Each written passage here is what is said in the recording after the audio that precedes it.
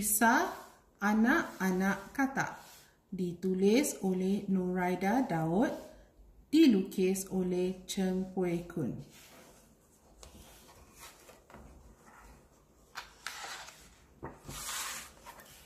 Di Taman Jurong ada sebuah tasik. Dahulu, tasik itu sungguh cantik. Semua haiwan suka tinggal di tasik itu. Sekarang, cuaca selalu panas.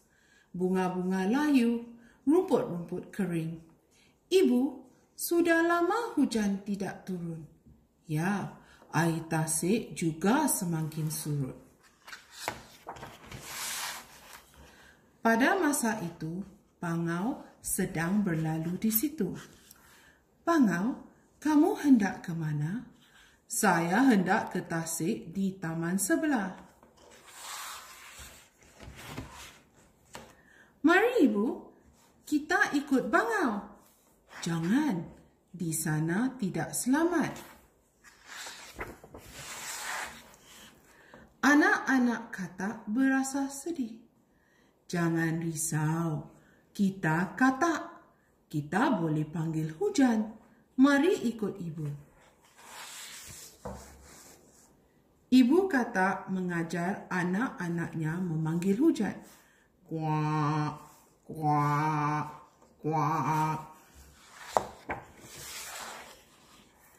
Malam itu, ibu katak tidur dengan lena.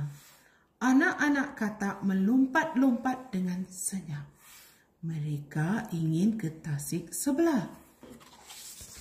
Semasa dalam perjalanan, anak-anak katak terdengar bunyi sesuatu. Bunyi apa itu? Saya takut. Jangan takut. Ayo!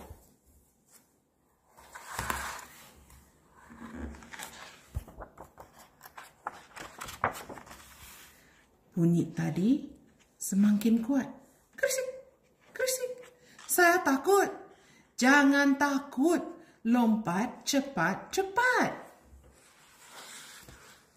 Tiba-tiba, seekor biawak keluar dari semak. Biawak itu mengejar anak-anak katak. Anak-anak katak ketakutan. Cepat, mari kita pulang.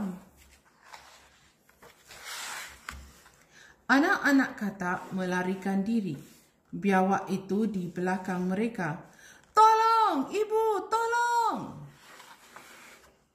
Angin bertiup kencang. Ibu katak terbangun. Dia mencari anak-anaknya. Ibu di sini, sayang.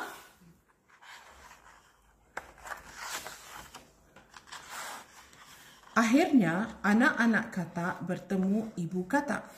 Ibu katak mengajak anak-anaknya bersembunyi.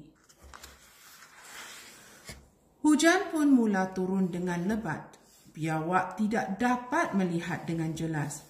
Biawak tidak dapat mencari anak-anak katak. Biawak pun berlalu pergi. Anak-anak katak berasa lega. Mereka gembira dapat bersama ibu mereka semula.